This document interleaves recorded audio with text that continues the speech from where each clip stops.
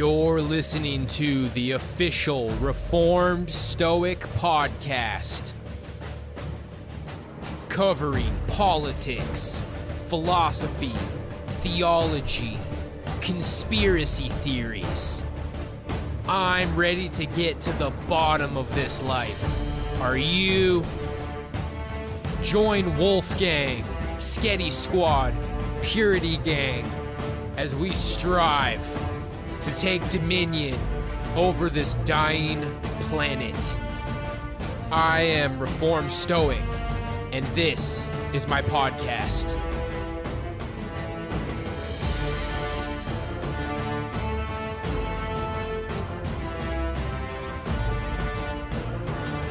Oh, Lucy! I think we've got a problem. I don't know what the hell I'm saying. Let's go! Let's go!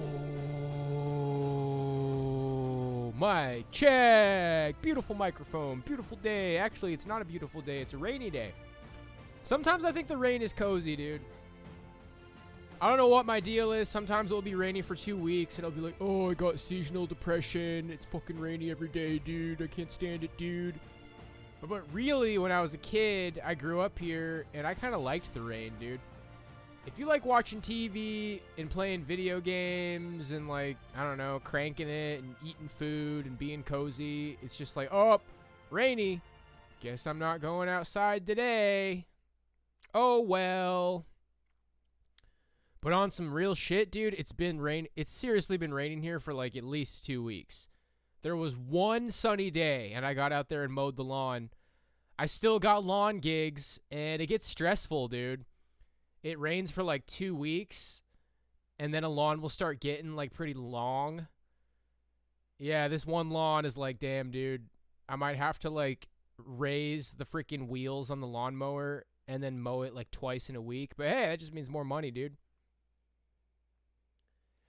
Yeah, structure, guys. I keep saying there's a video coming. I'm going to talk about how important structure is. Oh, man, when I was working out today, I was thinking about McDonald's. Some of y'all might have noticed I put this stream together last night, so I didn't have to scramble to put the stuff together today. I was like, man, if I just go to McDonald's, like as soon as I finish my workout, don't take a shower, just like get in the truck, scram to McDonald's, I could make it back like just in time. But nah, I did my shake, I did my piece of butter toast and peanut butter honey toast. Got my Diet Coke, and I've been tempted to, like, go ham on the Diet Cokes, dude. One Diet Coke a day, right at this time, and I look forward to it. But, yeah, I've been in great momentum with my routine, working out, drumming, reading every day. And I'm currently reading Anthony C. Sutton's FDR and Wall Street. So what are our topics for today? FDR and Wall Street. Let's go. I thought about that last night, and I think I got some pretty good sources up. Then we're going to learn a little bit about scholasticism at the very end. I think it's going to be a cozy day. As far as Trailer Park Boys goes, for me, my most nostalgic seasons of Trailer Park Boys are 1 through 7. When I was living in Boston, there must have been like a few years break between season 7 and season 8. Because it really seemed like season 7 was the end of the show, dude. That last episode of season 7 where Randy's like, you know, I realized I just want to get high and mow lawns in the trailer park. And that's okay. And then Ray's like, yeah, friends of the road. Feels good to be back on the road. Fucking way she goes, boys. Or dude, that was like the perfect ending to the show. So I'm going to be paying really close attention to seasons 8 through 12. To just see, like, is it as good as the first 7 seasons? Because that was really the good shit for me. Okay, friendos. Without further ado, let's news it. You're listening to the Reformed Stoic News segment. Let's go!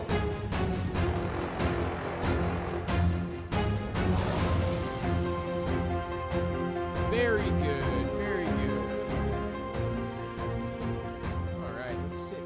Posture. So, we're going to go ahead and start with Mr. Franklin D. Roosevelt. Let's get everybody all situated here. And let's go. FDR and the Role of President. CBS Sunday Morning. Let's get it. The last time our nation's economy nearly ground to a halt, a newly elected president with the initials FDR tried just about everything to get it moving again. He led with bold actions and inspiring words. This morning, we look back to those times with two reports.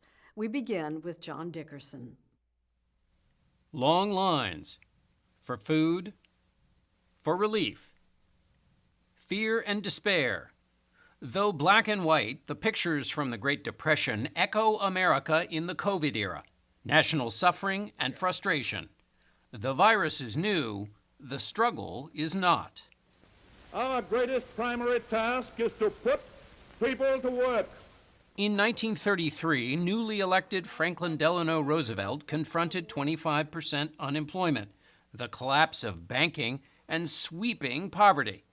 His response would reshape the way the country thought about itself, its president, and democracy. The United States was in the fetal position. And people really wondered whether we would ever get out of this. Jonathan Alter is author of The Defining Moment, FDR's 100 Days and the Triumph of Hope. We spoke inside the Manhattan home where Roosevelt slept the night he learned that he had won the presidency. Roosevelt believed in what he called action and action now. This nation is asking for action and action now.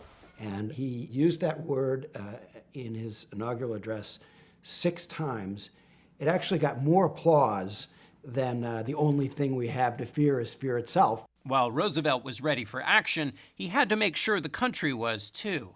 At a time when the tenets of democracy itself were being questioned, he recast the social contract, convincing the American public they were all in it together. What is the New Deal? It's a deal between the government and the people on what they expect of one another.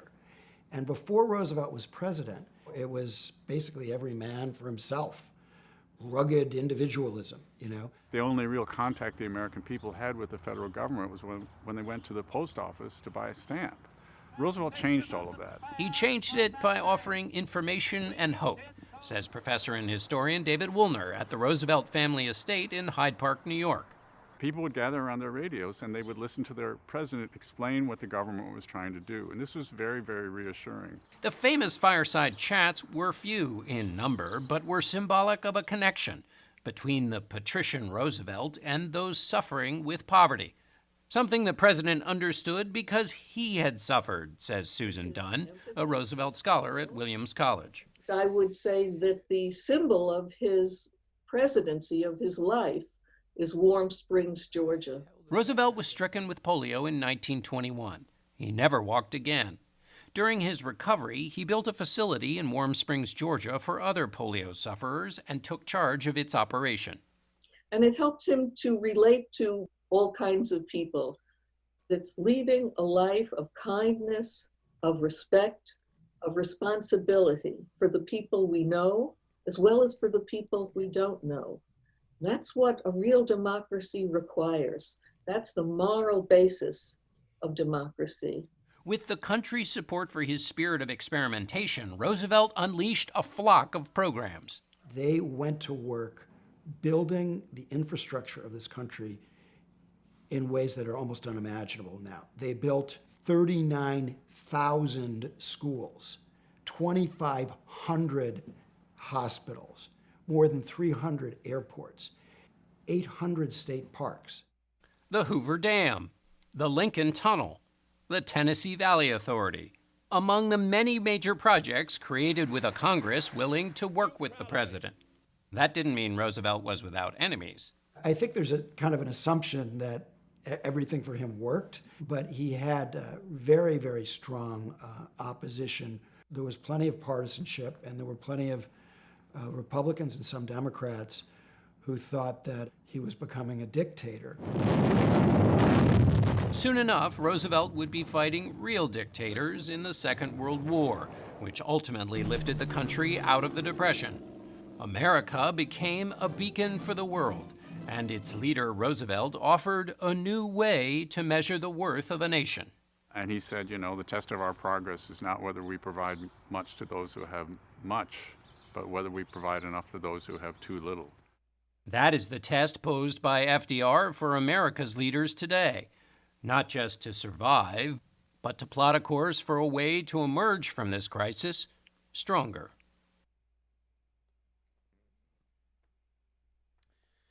Yeah, so from the little bit of research I did last night, I found out that a lot of people, they got FDR down as their favorite president. They say he was the best president. They say stuff like, oh yeah, he crushed the Nazis and he took us out of the Great Depression. So reading the book that I'm reading right now, it just sounds like FDR was more than in bed with Wall Street and banks. He kind of is Wall Street. Like, he was a part of Wall Street and banks. He comes from a banking family. He was going over some documents regarding, like, he was in the Navy. He had a high position in the Navy, and he was like, he gave access to some Navy facility to a private company outside of the United States.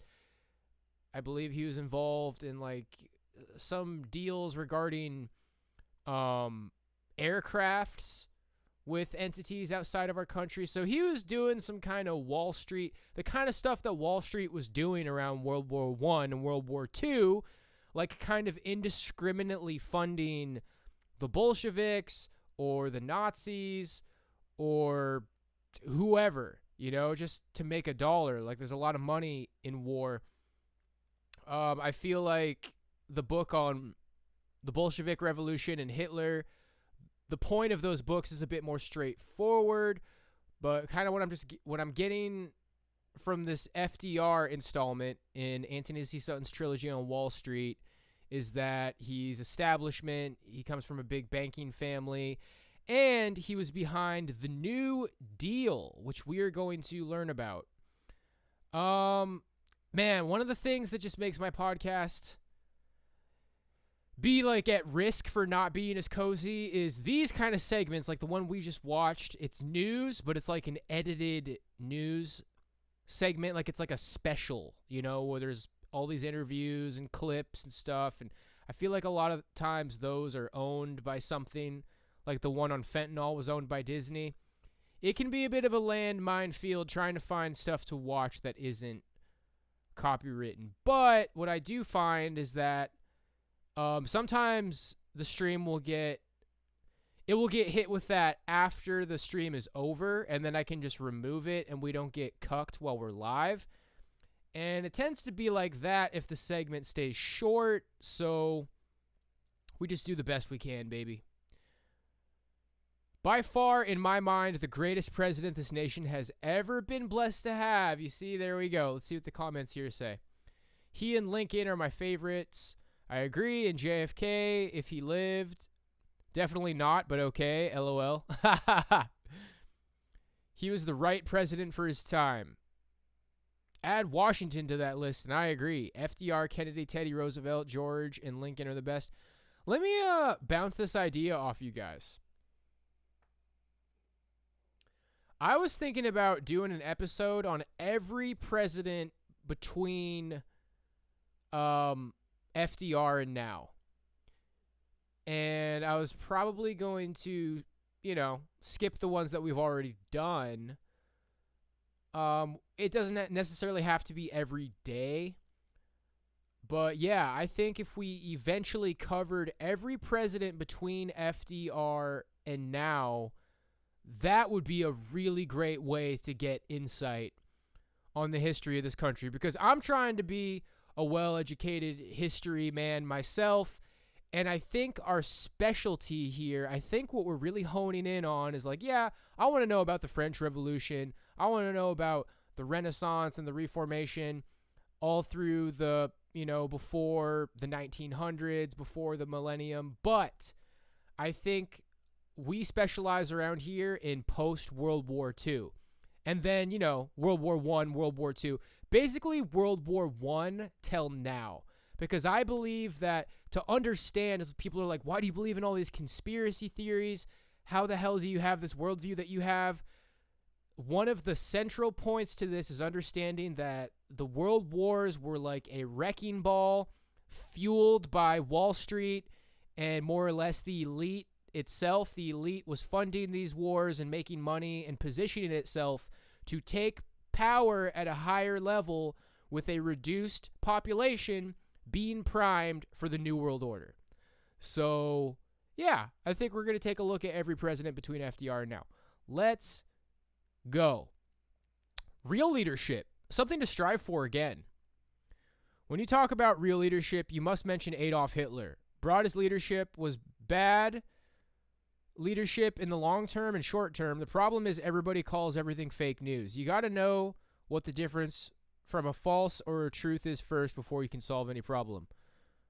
So Hitler had real leadership then? All right. A little unclear about what point that guy was trying to make. This type of leadership is what we need now. Yeah, see, a lot of people look back on FDR fondly.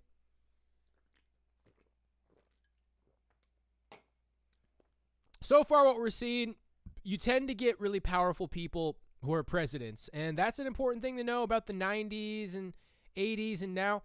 George Bush Sr., really powerful guys. Skull and Bones Society, we went over that. George Bush Sr., former director of CIA, big Navy guy. So the Bush family is like big time, big power. I remember like growing up, you know, in the 2000s, I was in like 4th grade when 9/11 happened. And George Bush's presidency was everybody just like, oh, don't hurt yourself, George Bush. Oh, those big words. They're the evil axis of evil and terror. And just everybody making fun of George Bush. Comedy Central all over it. Daily Show all over it. Everybody's going on and on and on about how much of an idiot George W. Bush was. I have a feeling that's kind of not the case, you know, if he's going to Yale and he's in the Skull and Bones Society. It seems like actually Biden, on some level, maybe has one of the least impressive resumes. He was a bigwig lawyer. Biden was a bigwig lawyer.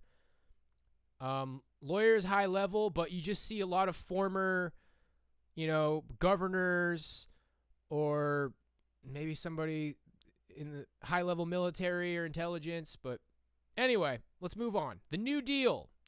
Get cozy. We got 15 minutes on the New Deal. This seems like a great resource. Crash course.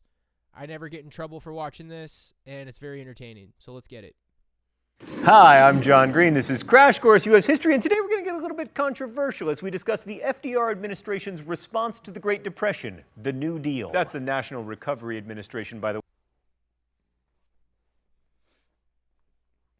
way, not the National Rifle Association or the No Rodents Allowed Club, which I'm a card-carrying member of. Did the New Deal end the Depression? Spoiler alert, more controversially, did it destroy American freedom or expand the definition of liberty? In the end, was it a good thing? Mr. Green.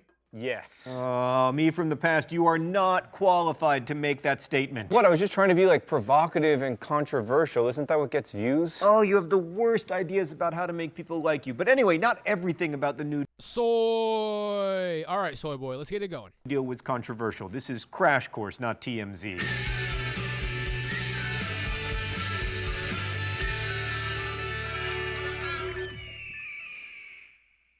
The New Deal redefined the role of the federal government for most Americans, and it led to a realignment of the constituents in the Democratic Party, the so-called New Deal coalition. Good job with the naming there, historians. And regardless of whether you think the New Deal meant more freedom for more people or was a plot by red shirt-wearing communists, the New Deal is extremely important in American history. Wait a second, I'm wearing a red shirt. What are you trying to say about me, Stan? As the owner of the means of production, I demand that you dock the wages of the writer who made that joke. So after his mediocre response to the Great Depression, Herbert Hoover did not have any chance of winning the presidential election of 1932, but he also ran like he didn't actually want the job. Plus, his opponent was Franklin Delano Delano Roosevelt, who was as close to a born politician as the United States has ever seen, except for kid president. The phrase New Deal came from FDR's campaign, and when he was running, FDR suggested that it was the government's responsibility to guarantee every man a right to make a comfortable living, but he didn't say how he meant to accomplish this. Like it wasn't going to come from government spending, since FDR was calling for a balanced budget and criticizing Hoover for spending so much. Maybe it would somehow magically happen if we made alcohol legal again, and one thing FDR did call for was an end to prohibition, which was a campaign promise he kept. After 3 years of the Great Depression, many Americans seriously needed a drink,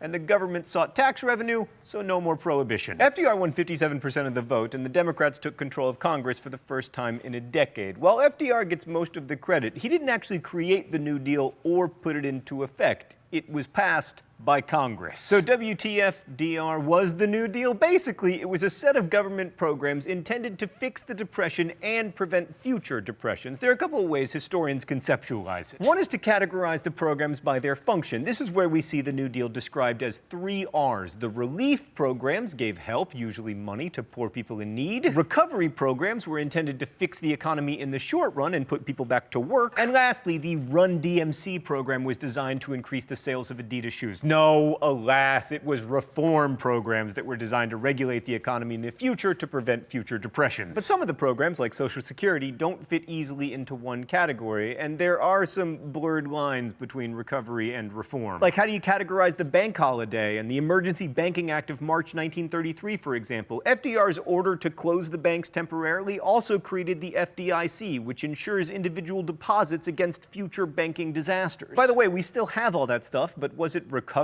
because it helped the short-term economy by making more stable banks, or was it reform because federal deposit insurance prevents bank runs? A second way to think about the New Deal is to divide it into phases, which historians, with their A#1 naming creativity, call the first and second New Deals. This more chronological approach indicates that there has to be some kind of cause and effect thing going on, because otherwise, why would there be a second New Deal if the first one worked so perfectly? The first New Deal comprises Roosevelt's programs before 1935, many of which were passed in the first 100 days of his presidency. It turns out that when it comes to getting our notoriously gridlocked Congress to pass legislation, nothing motivates like crisis and fear. Stan, can I get the foreshadowing filter?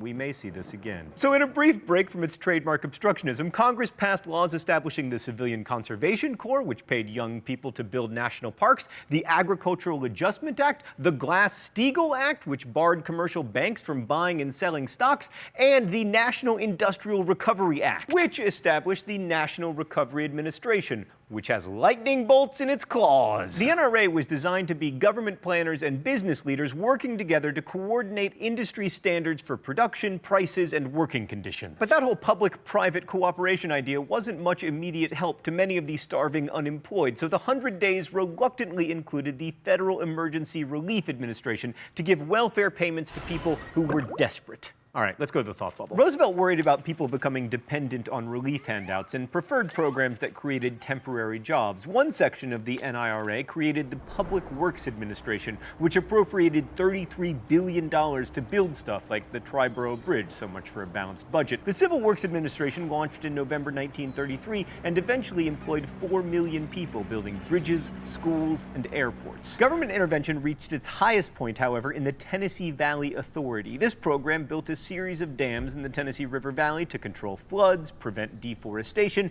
and provide cheap electric power to people in rural counties in 7 southern states. But despite all that sweet, sweet electricity, the TVA was really controversial because it put the government in direct competition with private companies. Other than the NIRA, few acts were as contentious as the Agricultural Adjustment Act. The AAA basically gave the government the power to try to raise farm prices by setting production quotas and paying farmers to plant less food. This seemed ridiculous to the hungry Americans who watched as 6 million pigs were slaughtered and not made into bacon.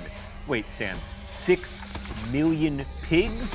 But bacon is good for me. Only property-owning farmers actually saw the benefits of the AAA, so most African-American farmers who were tenants or sharecroppers continued to suffer. And the suffering was especially acute in Oklahoma, Texas, Kansas, and Colorado, where drought created the Dust Bowl. All this direct government intervention in the economy was too much for the Supreme Court. In 1936, the court struck down the AAA in U.S. versus Butler. Earlier, in the Schechter poultry case, aka the sick chicken case, finally a Supreme Court Court case with an interesting name. The court invalidated the NIRA because its regulations, quote, delegated legislative powers to the president and attempted to regulate local businesses that did not engage in interstate commerce. Thanks, Thought Bubble. So with the Supreme Court invalidating acts left and right, it looked like the New Deal was about to unravel. FDR responded by proposing a law that would allow him to appoint new Supreme Court justices if sitting justices reached the age of 70 and failed to retire. Now, this was totally constitutional. You can go ahead and look at the Constitution if Nicolas Cage hasn't already swiped it. But it seemed like such a blatant power grab that Roosevelt's plan to, quote, pack the court brought on a huge backlash. Stop everything. I've just been informed that Nicolas Cage stole the Declaration of Independence, not the Constitution. I want to apologize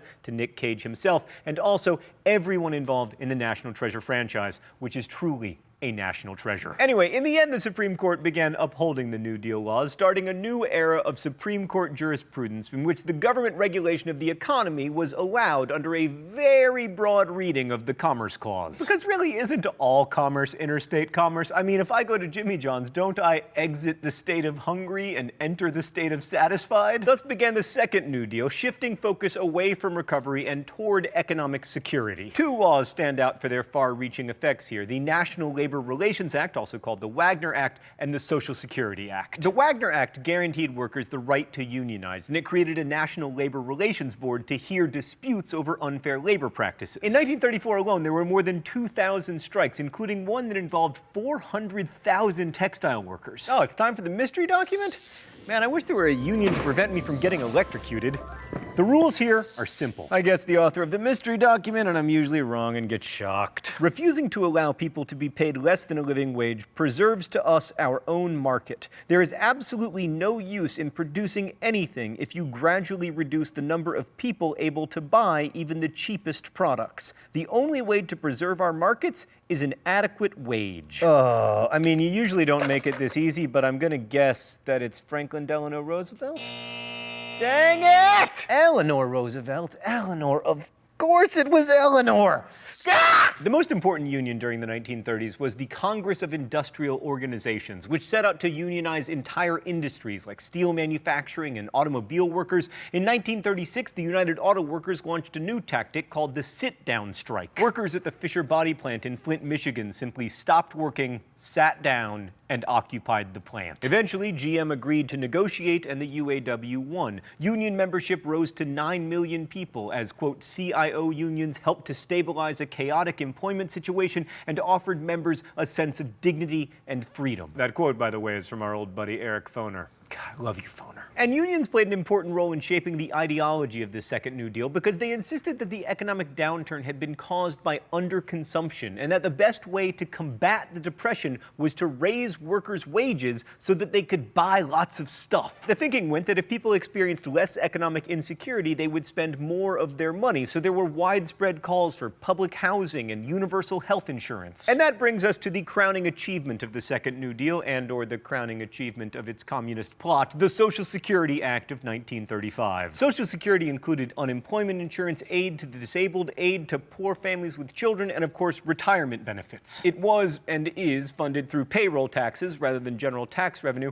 and while state and local governments retained a lot of discretion over how benefits would be distributed, Social Security still represented a transformation in the relationship between the federal government and American citizens. Like before the New Deal, most Americans didn't expect the government to help them in times of economic distress. After the New Deal, the question was no longer if the government should intervene, but how it should. For a while, the U.S. government under FDR embraced Keynesian economics, the idea that the government should spend money even if it means going into deficits in order to prop up demand. And this meant that the state was much more present in people's lives. I mean, for some people, that meant relief or Social Security checks. For others, it meant a job with the most successful government employment program, the Works Progress Administration. The WPA didn't just build post offices, it paid painters to make them beautiful with murals. It paid actors and writers to put together plays, and ultimately employed more than 3 million Americans each year until it ended in 1943. It also, by the way, paid for lots of photographers to take amazing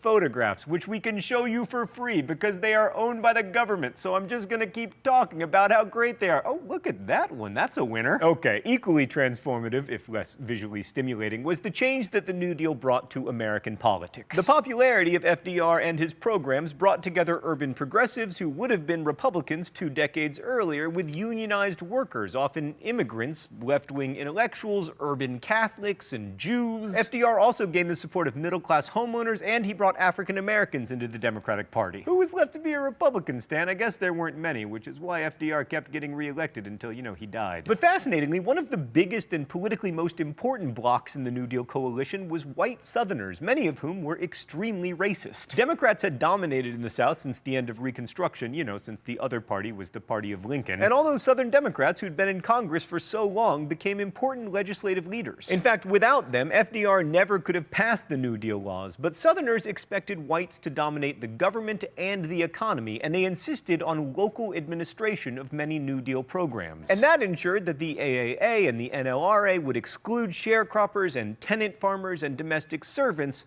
all of whom were disproportionately African American. So did the New Deal end the Depression? No. By 1940, over 15% of the American workforce remained unemployed. But then again, when FDR took office in 1933, the unemployment rate was at 25%. Maybe the best evidence that government spending was working is that when FDR reduced government subsidies to farms and the WPA in 1937, unemployment immediately jumped back up to almost 20%. And many economic historians believe that it's inaccurate to say that government spending failed to end the Depression because in the end, at least according to a lot of economists, what brought the Depression to an end was a massive government spending program called World War II. So given that, is the New Deal really that important? Yes. Because first, it changed the shape of the American Democratic Party. African Americans and union workers became reliable Democratic votes. And secondly, it changed our way of thinking. Like liberalism in the 19th century meant limited government and free market economics. Roosevelt used the term to refer to a large, active state that saw liberty as, quote, greater security for the average man. And that idea that liberty is more closely linked to security than it is to, freedom from government intervention is still really important in the way we think about liberty today. No matter where they fall on the contemporary political spectrum, politicians are constantly talking about keeping Americans safe. Also, our tendency to associate the New Deal with FDR himself points to what Arthur Schlesinger called the imperial presidency. That is, we tend to associate all government policy with the president. Like after Jackson and Lincoln's presidencies, Congress reasserted itself as the most important branch of the government. But that didn't happen after FDR. But above all that, the New Deal changed the expectations that Americans had of their government. Now, when things go sour, we expect the government to do something. We'll give our last words today to Eric Foner, who never phoners it in.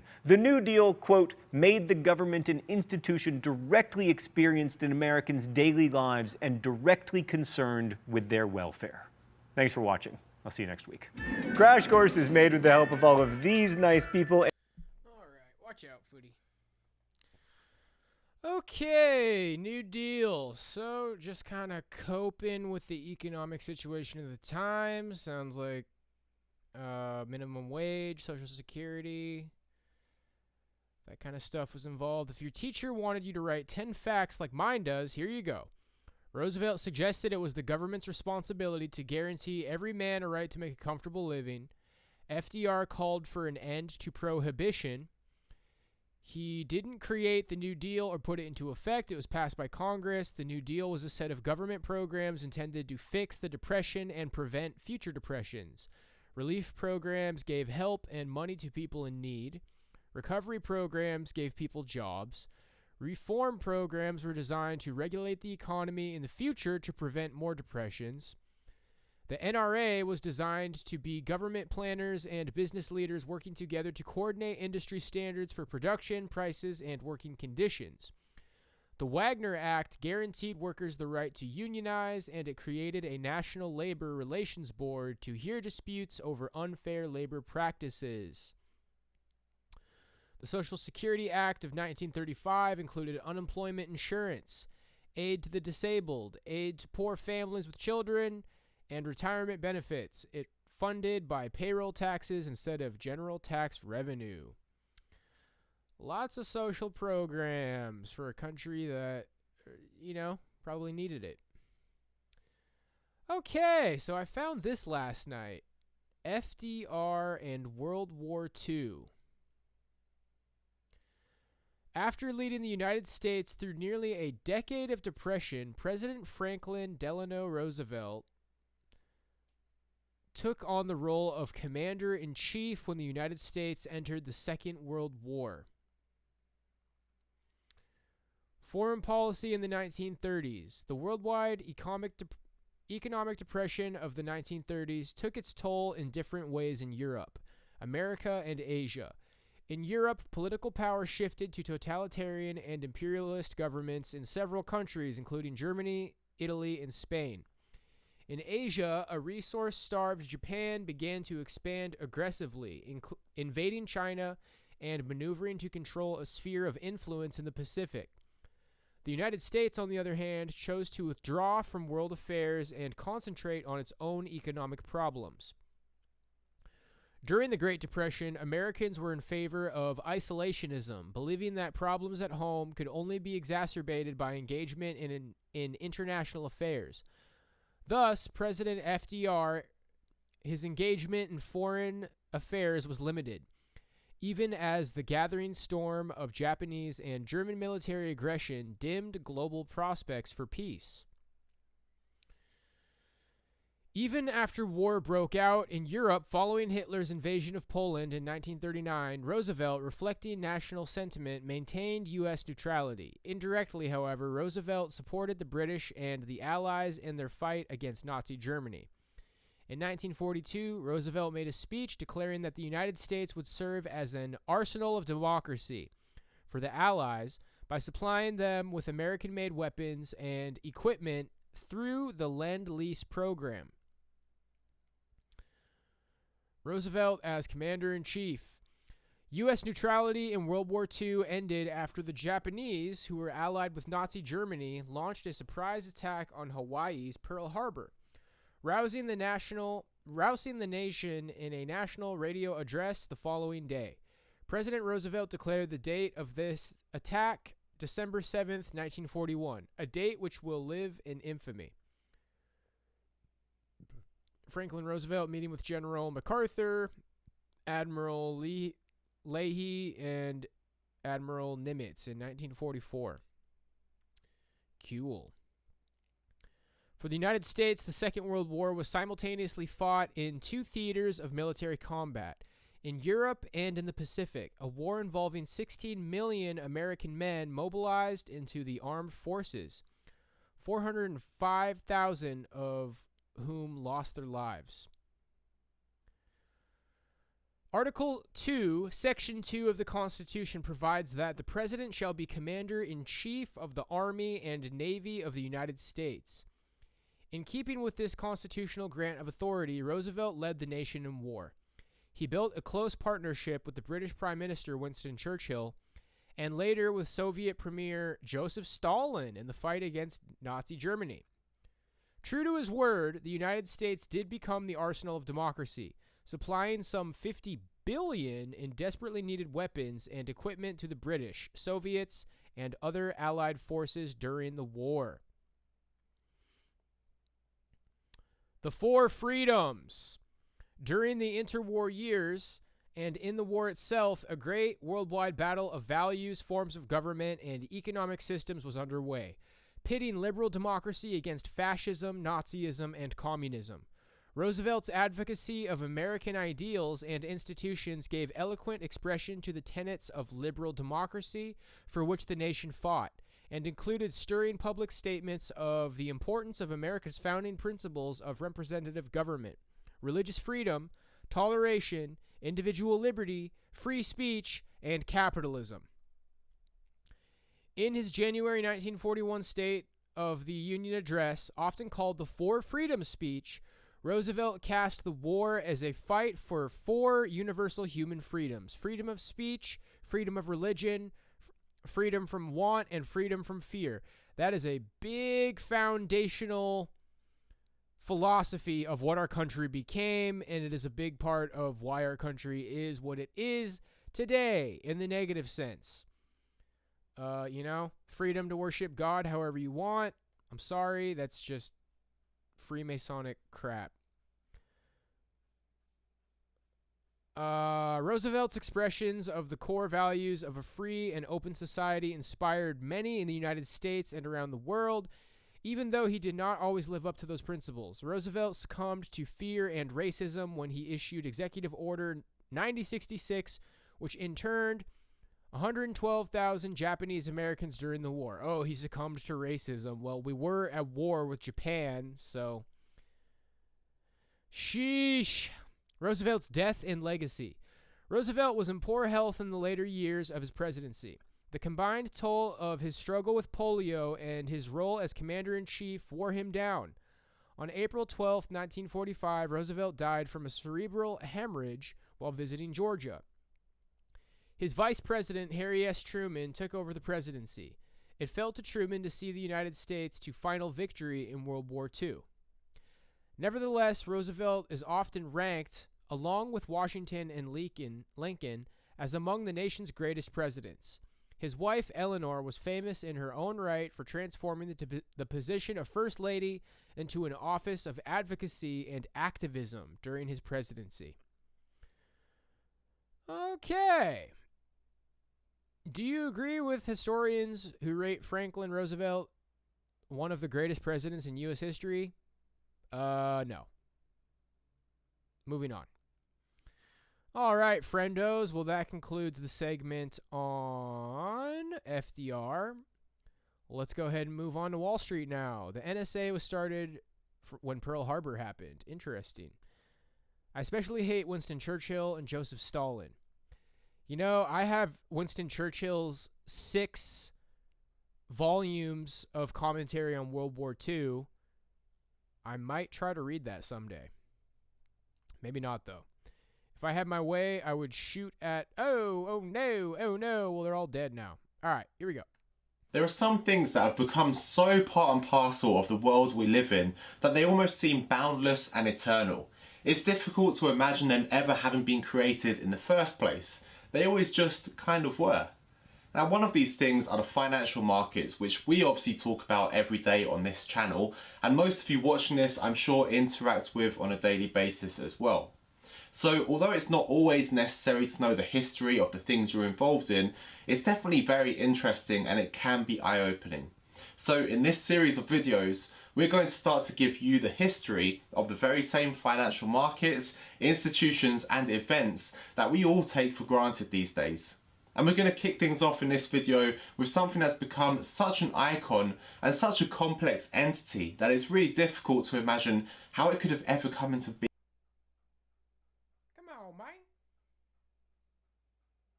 In the first place. We will of course be talking about Wall Street, the early history of this famous location and how it all started.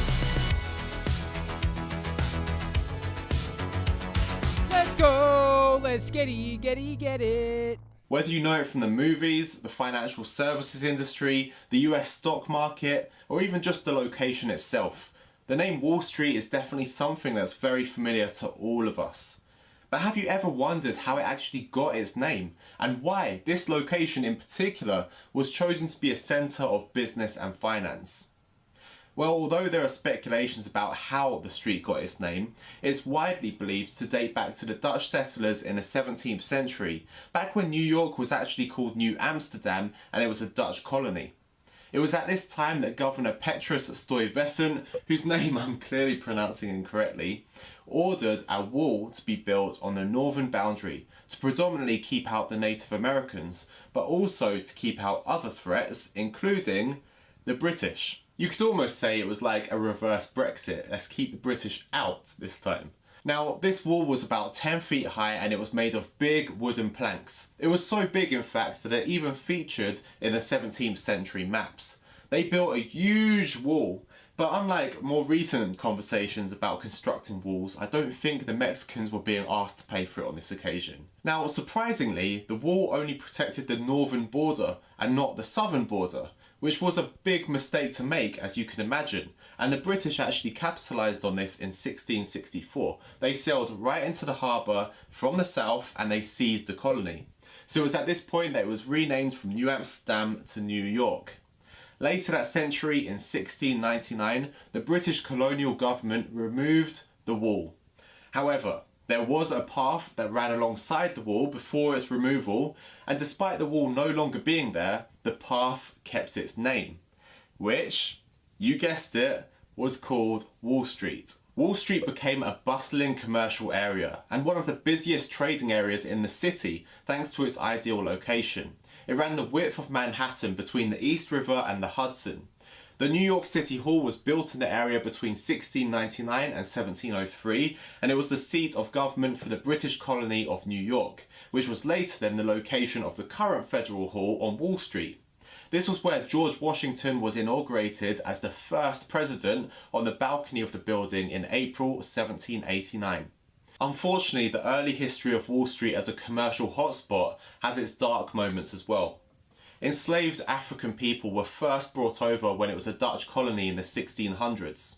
The enslaved people were used for labour under the Dutch West India Company, and it was actually these people that constructed the wall which Wall Street is named after, as well as doing much of the other work to help build the area to what it was at that time. So when the British came and took over the colony and turned it into New York, they continued the slavery system, although this time it was through the Royal African Company.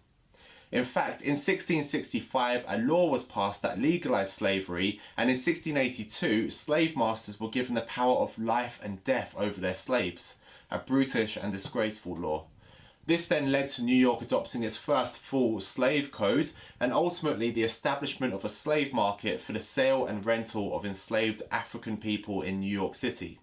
This was a huge trade at the time, and the forming of a market helped to organise it all a lot better.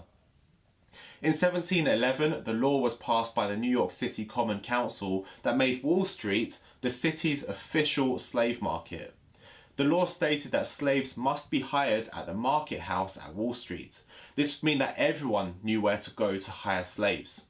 It was located at the end of Wall Street by the East River and was also where grains were sold, which led to it being known as the meal market. This continued until 1762, when the market finally came to an end.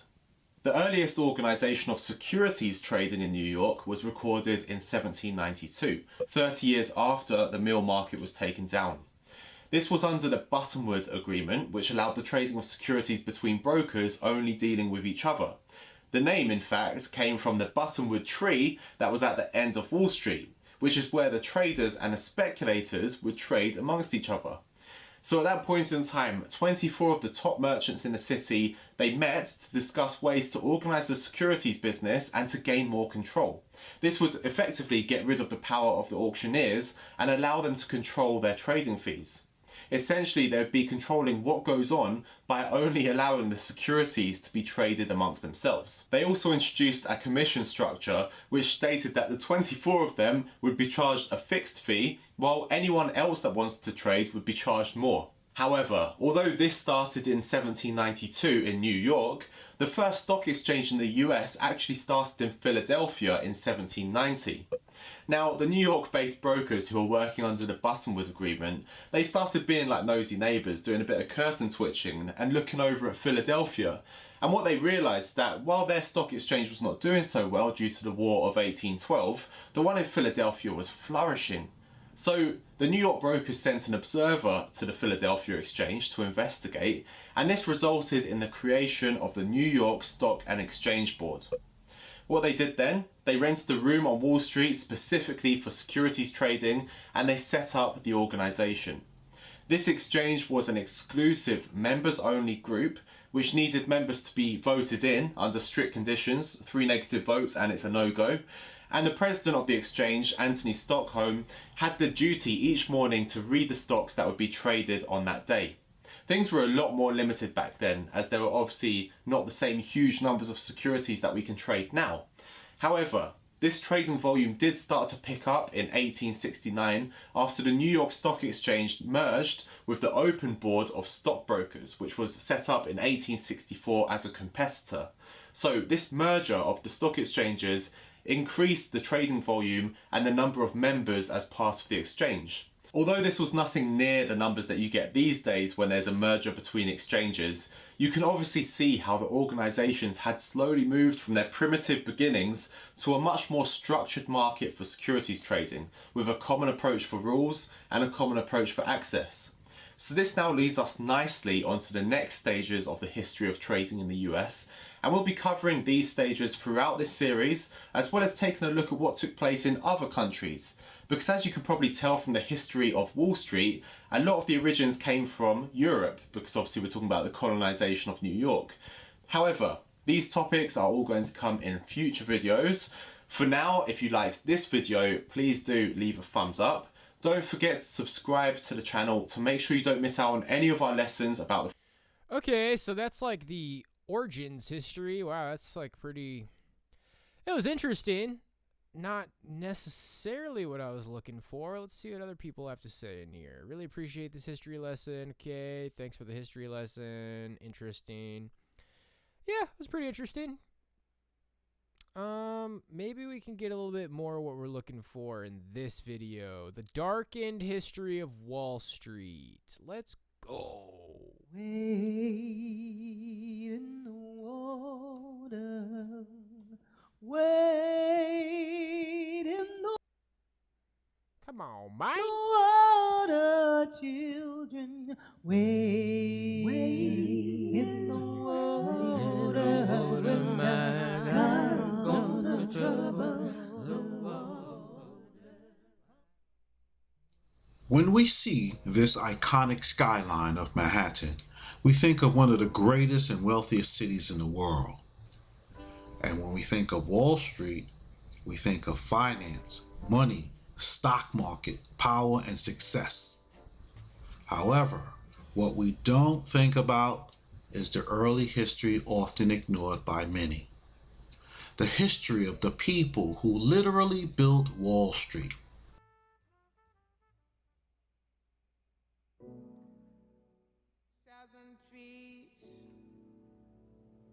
Today, Piers 11 and 17, otherwise known as the South Street Seaport, are tourist attractions.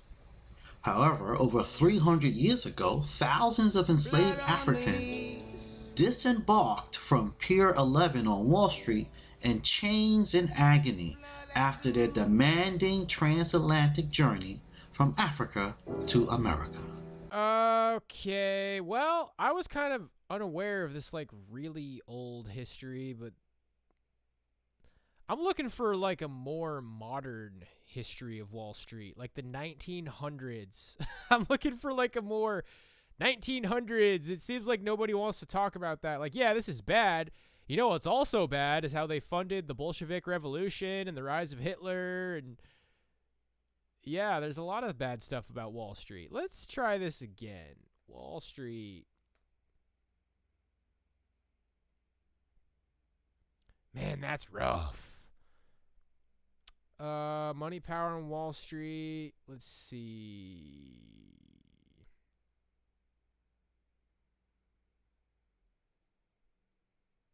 Wall Street. How about Wall Street in World War II? Why did Wall Street fund FDR, Hitler, and the Bolsheviks? That's a good question. This is half an hour. Why did Wall Street? I thought it said why did Wall Street? Looking at proof, Anthony C. Sutton's theory. Yeah. Wow, that's probably really interesting. It's half an hour, guys. The Titans that built America. Franklin D. Roosevelt versus the Titans of Wall Street. Well, that's the History Channel. I don't think we can watch that.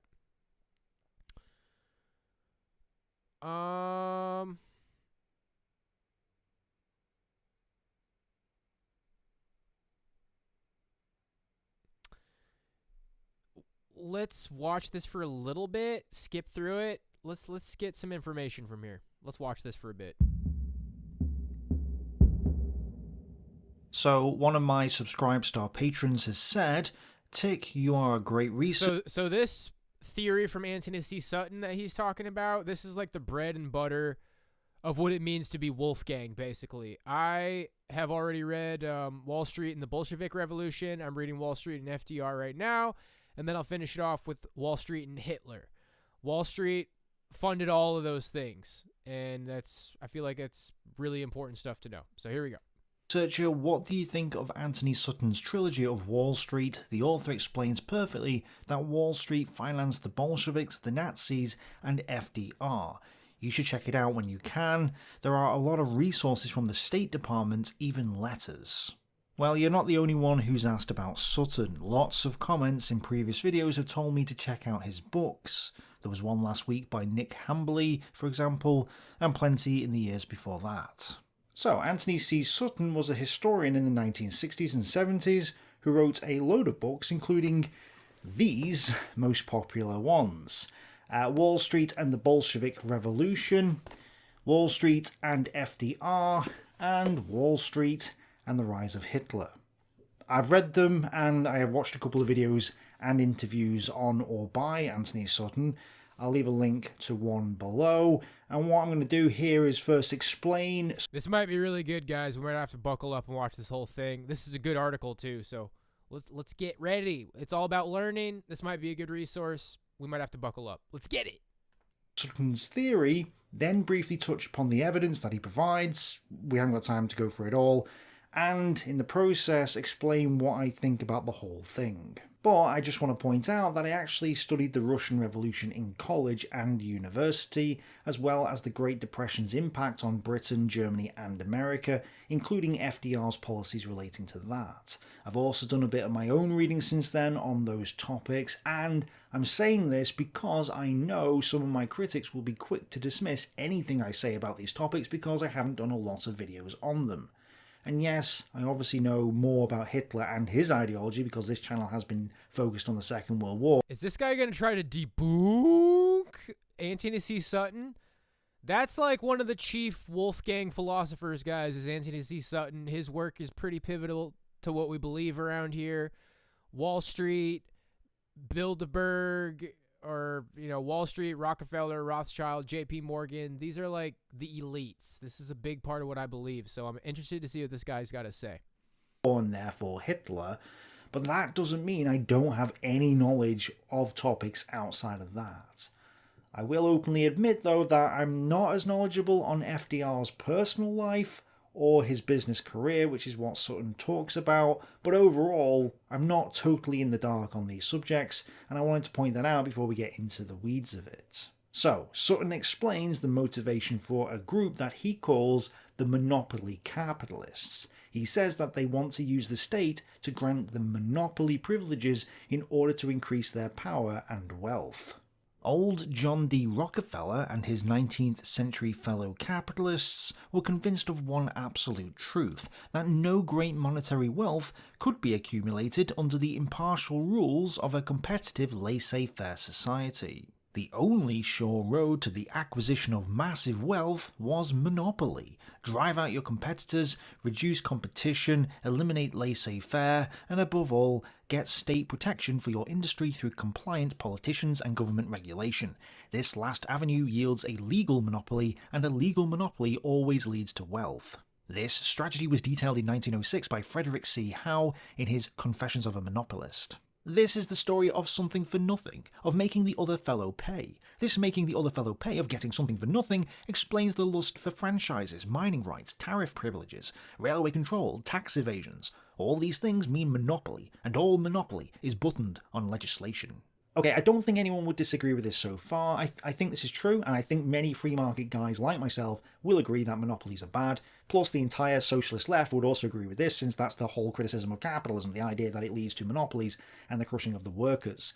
They may not understand that the only way monopolies form is through state intervention in the market, the very thing they're calling for. In other words, socialist policies are causing the capitalist monopolies that the socialists don't like, yet they keep calling for more socialist policies. But at the very least, they do agree that capitalism forms monopolies. So far, so good. Sutton says that the traditional left versus right political spectrum is bogus. I agree. He says that it's really about people who want individual freedom versus people who want centralized political control. I agree. And he says that because they are monopolists, the state socialists and the monopoly capitalists are actually on the same side. But this alliance is hidden from the common man. Consequently, one barrier to mature understanding of recent history is the notion that all capitalists are the bitter and unswerving enemies of all Marxists and socialists. This erroneous idea originated with Karl Marx and was undoubtedly useful to his purposes.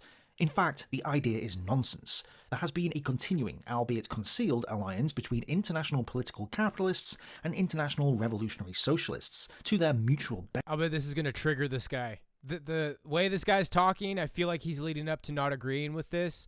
You're triggered, buddy. I can tell. Let's see if he's triggered.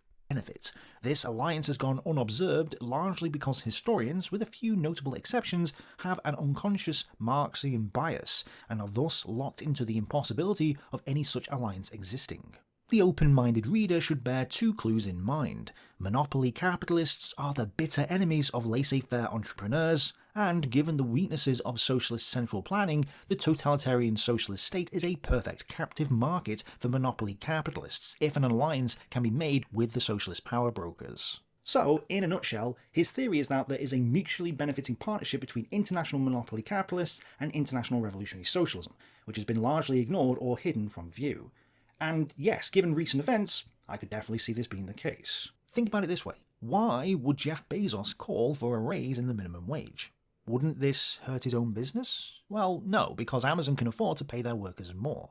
But Jeff Bezos' smaller competitors cannot afford to pay a higher minimum wage, driving them out of business, increasing Amazon's power, and enriching Bezos even more. So not only does this socialist policy help make Bezos even richer, it makes his own employees happier, and he can boast to them about how great and caring he is to the plight of the workers. Never mind all the millions of other workers driven out of their jobs as a result of them raising the minimum wage. Isn't Jeff Bezos a great guy? It's the same reason Henry Ford famously paid his workers double the rate of most other workers and advocated for the 5-day week and pushed anti-Semitism just like Karl Marx. It's the same strategy of driving out competition and forming monopolies. So I can certainly see why monopoly capitalists and monopoly socialists might be in an alliance with one another, considering that such a partnership is mutually beneficial. Profit for the capitalists, financial support for the revolutionaries. A perfect match. Bolshevists and bankers have then this significant common ground, internationalism. Revolution and international finance. Alright, so far so good. So far this guy's agreeing with everything. I feel like he's going to disagree with something though, and he's going to get smeared. Are not at all inconsistent if the result of revolution is to establish more centralized authority. International finance prefers to deal with central governments. The last thing the banking community wants is laissez-faire economy and decentralized power because these would disperse power. As a supporter of free market economics, this is roughly how I see it too. Whether there's an actual formal alliance between these factions or not, or whether their leaders are one and the same, I'm not sure, although I'm open to the idea. However, I do think that the end goal of the socialists and the monopoly capitalists is the same: total monopolistic power, totalitarianism. But even if we accept this as fact, why would the monopoly capitalists in the United States want to support the Bolsheviks in Russia? What could possibly be their motivation there? Well, Sutton explains this. Russia was then and is today the largest untapped market in the world. Moreover, Russia then and now constituted the greatest potential competitive threat to American industrial and financial supremacy. A glance at a world map is sufficient to spotlight the geographical Okay, so basically, off the top of my head, you fund a revolution in a country that's your enemy to tank their economy, to like, the revolution wants to overthrow the power in that country, and you, as the enemy of that country, also would like to overthrow the power in that country. So it's just, you fund a revolution that turns the country into shit. I mean, that's basically what George Soros does here by funding Black Lives Matter and funding Antifa. That's kind of the idea. You fund revolutions in your enemy's countries. Difference between the vast landmass of Russia and the smaller United States. Wall Street must have cold shivers when it visualizes Russia as a second super American industrial giant. Thus, the monopoly capitalists of Wall Street and Britain and Germany too supported Lenin and Trotsky and others in their quest to bring down Tsarist Russia and convert it into a monopoly that benefited both parties. Instead of destroying the monarchy and opening up the market to allow the economy to function without restriction, Russia was converted into a captive market colony that was then exploited by the Bolsheviks and American corporations. Wall Street went to bat in Washington for the Bolsheviks. It succeeded. The Soviet totalitarian regime survived. In the 1930s, foreign firms, mostly the Morgan Rockefeller Group, built the 5-year plans. They have continued to build Russia economically and militarily. What the United States wanted, or what Wall Street wanted, was a captive market. And of course, socialism is a captive market, because my earlier studies at Stanford University had brought up the fact that a socialist system cannot innovate. It's got to import innovation and technology from the West, and so I think the aim behind this was to encourage the development of Marxism and other types of socialism, because this would give these Wall Street bankers control of a world market, a captive market. Okay, this makes sense. If you close off a market and render it unable to actually function, which is essentially what socialism does, it paralyzes the economy, then a business on the outside with special monopoly trade rights could produce products to sell in the captive socialist market, making a profit. Alright, I can see why monopoly capitalists would be eager to fund and otherwise support socialist regimes and movements. But what's the evidence for this? Well, Sutton shows that Trotsky was living in the United States in early 1917 on a budget that he certainly couldn't have afforded without outside help.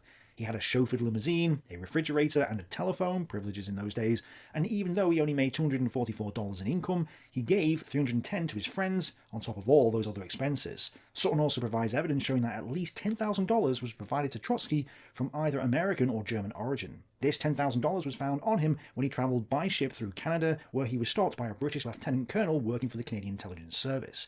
But he was then let go and sailed to Russia thanks to a passport and a... So I think what's coming is, but that's not enough evidence, but we don't really know, so I guess we'll never know. I don't think so, buddy.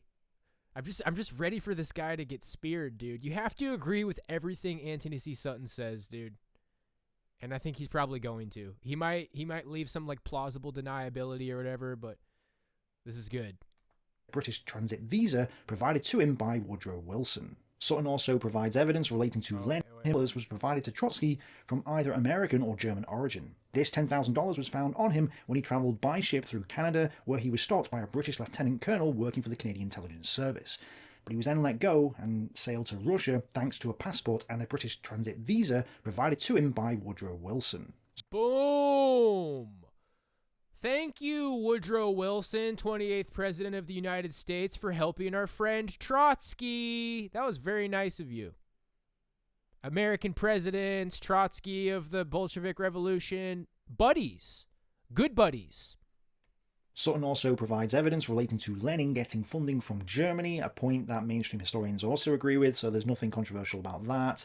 But he also shows that Woodrow Wilson ordered his government not to interfere with the Bolshevik Revolution on the 28th of November 1917, and that rumours were going about at the time that many of the Bolsheviks were actually from America, like Trotsky. He also shows anecdotal evidence from Russia itself, including a Russian newspaper writing in 1917 that the American capitalists were funding the revolutionaries because they wanted to get a firm foothold in the future captive Russian market. There's more evidence besides this, but I just wanted to give a couple of examples here so that you get the idea that he's not just making up theories. He is providing evidence to back up a lot of his claims. Okay, great. So we know about the Bolshevik Revolution, but what about FDR, Franklin Delano Roosevelt? Well, this one's a bit easier to confirm. While FDR's supporters and numerous historians paint him as an enemy of the international banking elite, and FDR himself made out to be just that in his speeches and so on, this view is simply wrong. According to the Delano family themselves, which Roosevelt was a part of, not only was Roosevelt related to a third of the people in the Senate, but also numerous American presidents and generals, and Winston Churchill, who was his 8th cousin once removed. His family included railway tycoons, bankers, and insurers, as well as other types of businessmen.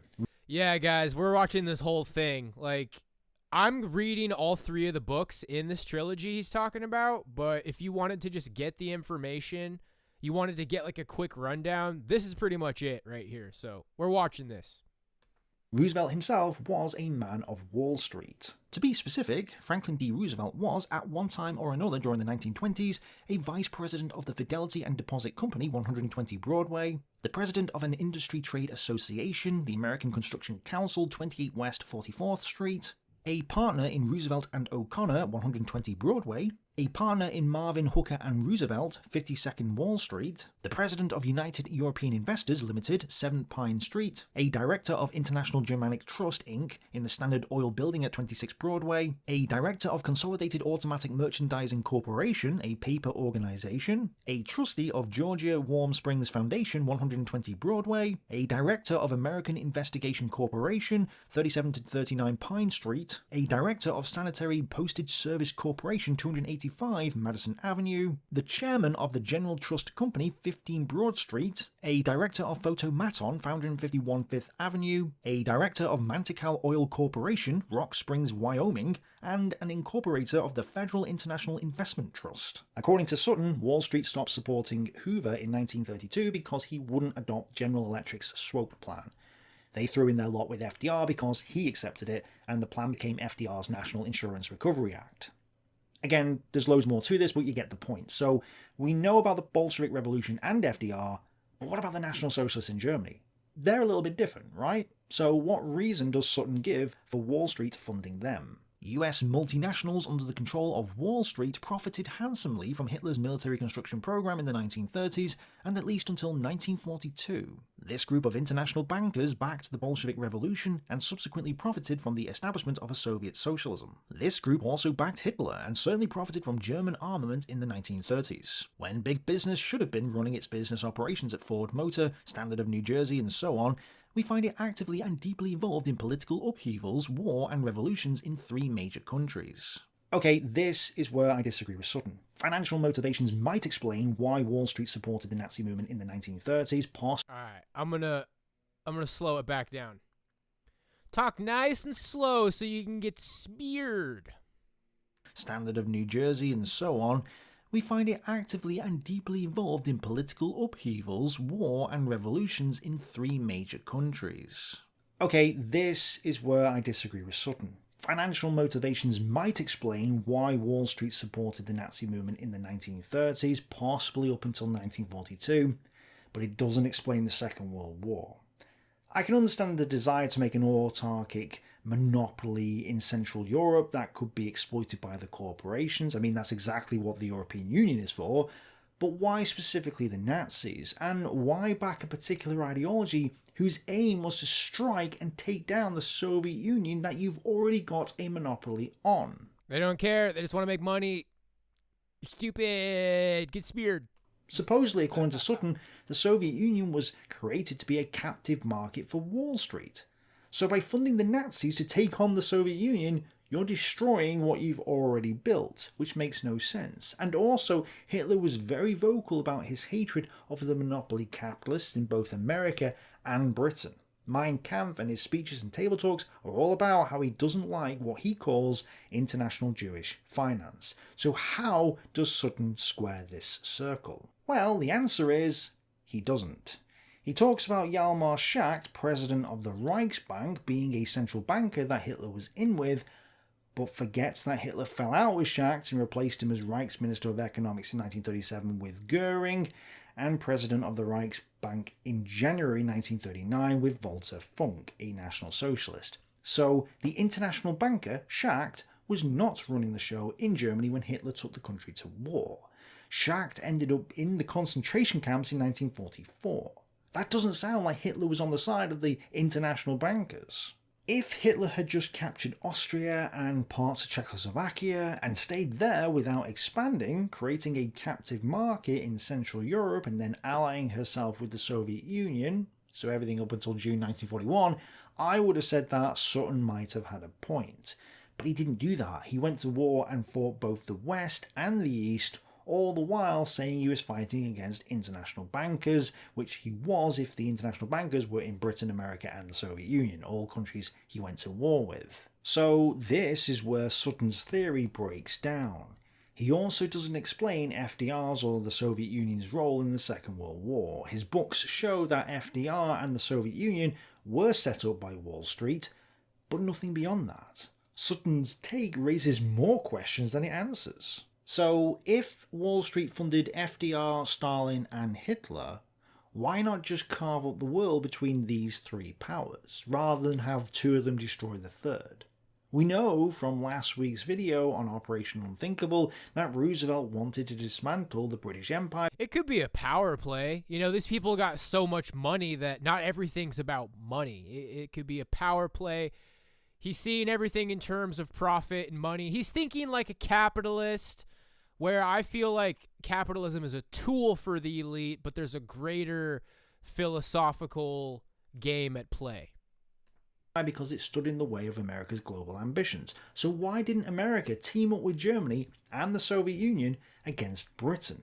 If they were all working for Wall Street, surely Britain would have been a softer target. Also, if Hitler was in league with Wall Street, or was their puppet, why would he get into drugs and then end himself in 1945?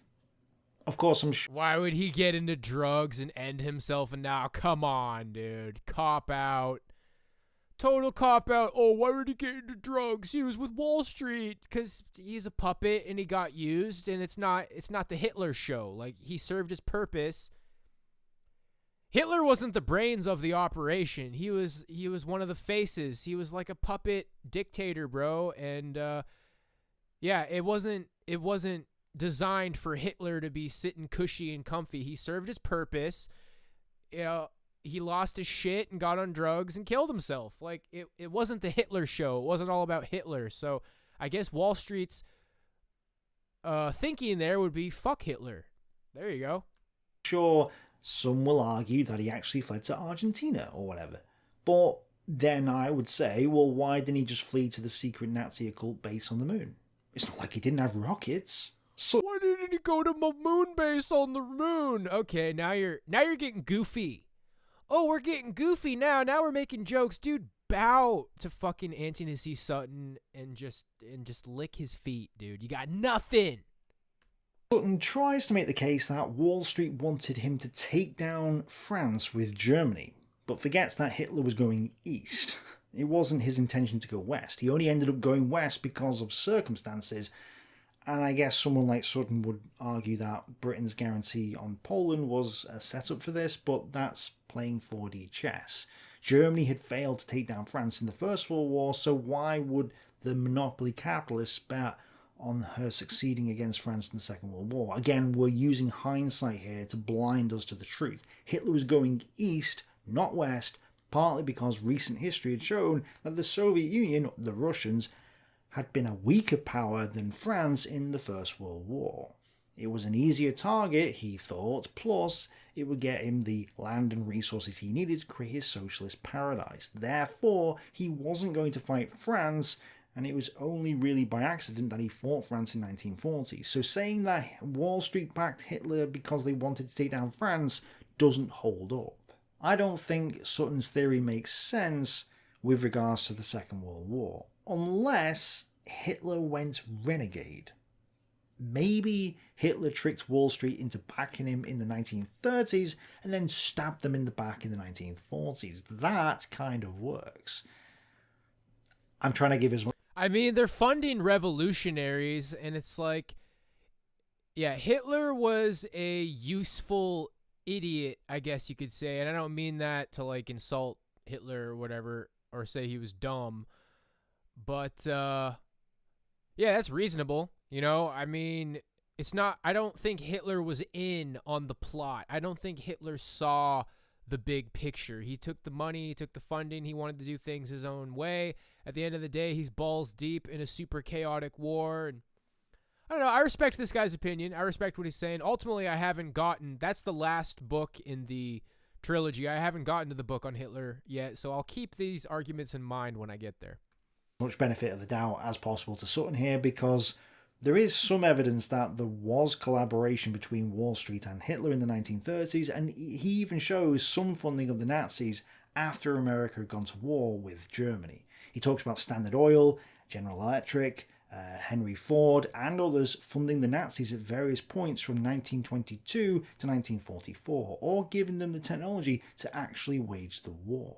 Qualified observers have argued that Germany could not have gone to war in 1939 without IG Farben. Between 1927 and the beginning of World War II, IG Farben doubled in size, an expansion made possible in great part by American technical assistance and by American bond issues, such as the one for $30 million offered by National City Bank. By 1939, IG acquired a participation and managerial influence in some 380 other German firms and over 500 foreign firms. The Farben Empire owned its own coal mines, its own electric power plants, iron and steel units, banks, research units, and numerous commercial enterprises. There were over 2,000 cartel agreements between IG and foreign firms, including Standard Oil of New Jersey, DuPont, Alcoa, Dow Chemical, and others in the United States. Directors of Farben firms included not only Germans but also prominent American financiers. The process for manufacturing tetraethyl lead, essential for aviation gasoline, was obtained by IG Farben from the United States, and in 1939 IG was sold $20 million of high-grade aviation gasoline by Standard Oil of New Jersey. Even before Germany manufactured tetraethyl lead by the American process, it was able to borrow 500 tons from the Ethyl Corporation. Chemnico's vice president in New York was Rudolf Ilgner, an American citizen and brother of German IG Farben director Max Ilgner. If you want to see all the evidence Sutton provides, you're going to have to read the book because there's a lot of it. However, while Sutton shows that Wall Street monopolists backed Hitler in the 1933 election and helped set up a lot of the monopoly corporations that the Nazi state nationalised, and this was all done for profit reasons, he doesn't explain why Wall Street would want the Second World War. He also doesn't show that Hitler was in league with or was a puppet of international finance, which is what some believe. He only shows that there was a connection and some funding, not that Wall Street had any power at all over the Nazi leadership. Hitler may have accepted their... It's just a little bit of funding, bro. It's just some connections. We didn't know that Hitler was going to be Hitler. Maybe he's got a point, but yeah, he signed off on the full Bolshevik deal. He signed off on the full FDR deal. He's like, yeah, I mean, there's funding. Yeah, Wall Street did fund Hitler technically, but he didn't prove, like, why would they want a world war? It's respectable. This is a good video, man. I'm tempted to, like, post this on my Facebook and start waking up normies, dude. Funds because he wanted to get into power, not because he was their puppet or ally. Never look a gift horse in the mouth, after all, especially when you're massively in debt. Down to 1929, Hitler's party appears to have lived in the main on membership dues and individual gifts, mainly from local South German producers. A donation by Fritz Thyssen in 1923 remained an isolated fact. Even the party's increasing intimacy with Emil Kurdorf did not change the picture. Compared to the increasing indebtedness of the party, which by 1933 rose to 70 to 90 million Reichsmarks, these payments were only a drop in the bucket. Hitler had no choice but to secure funding in order to grow his party and get into power. The Nazis went into a stupid amount of debt to do this, and so Hitler had no choice but to emphasise the nationalist element of the party over the socialist element and convince the industrialists that his was the only party that could stop the rise of the communists, the latter viewed as a much bigger threat to the German businessmen. Is it not simply the case that the financiers mistakenly believed, as many people do today, that Hitler was a capitalist conservative who only put socialism in the name to trick the workers? If that was the case, they would fund Hitler to keep the communists out and thus keep Germany open for business, which they could profit from. Of course, we now know that they were mistaken because Hitler closed the country down and threw out most of the foreigners and investors, but they wouldn't have known that during the period he was trying to get into power, which is when he kept his mouth shut on his economic intentions. We thought he was a capitalist. We didn't know. We didn't know. We didn't know. We can still be friends with the Rockefellers, guys. We can still be buddies with Henry Ford. They're redeemable, baby. They didn't know, baby. That sounds like a much better theory than they wanted a war against the Soviet Union, which they could then profit from. Or they wanted a war against France for some reason, even though Hitler was going east. But while there were concessions with the industrialists up until Hitler had consolidated power in the mid-1930s, I'm not convinced that Hitler was their puppet. I think it was the other way around. It was the Great Depression, and they were scared of the communists, the KPD, and so sided with Hitler and the National. Oh, Wall Street was Hitler's puppets. Yeah, Hitler played everybody like puppets, dude. That's why he smoked meth and killed himself. He's watching the dominoes fall while he smokes meth and kills himself. Socialists hoping for a better deal. I think this is why Hitler said he wasn't going to nationalize. Dude, the whole Hitler was on drugs is like really like Reddit tier. My dad brought that up one time. Not trying to throw my dad under the bus, but it's like, yeah, I watched this documentary. It was talking about how Hitler was a tweaker and Hitler was on meth. You guys, the Nazis knew how to fight. They knew how to fucking wage war. And the Nazis were drug addicts smoking meth. They were taking stimulants, like they were using it as a stimulant so they could stay up for days at a time and savagely fuck people up. So I mean, I don't know like the ins and outs and like how or why Hitler smoked meth, but I don't know if he smoked it. They had tablets. They had like meth tablets or something, but it's Reddit tier. They used meth. As the industries, so long as the business leaders did what he said. So long as they towed the party line and implemented some changes, like employing a bunch of brown shirts in their factories or rationing inputs and outputs, they could continue to manage and profit from their businesses. Any that wouldn't would then be nationalised. To me, it makes more sense that Hitler dictated to them than the other way around. And also, German industrialists are not Wall Street. Yes, some had relations who worked on Wall Street and money was flowing around, which it does in an economy, but that doesn't mean it was Wall Street commanding Hitler.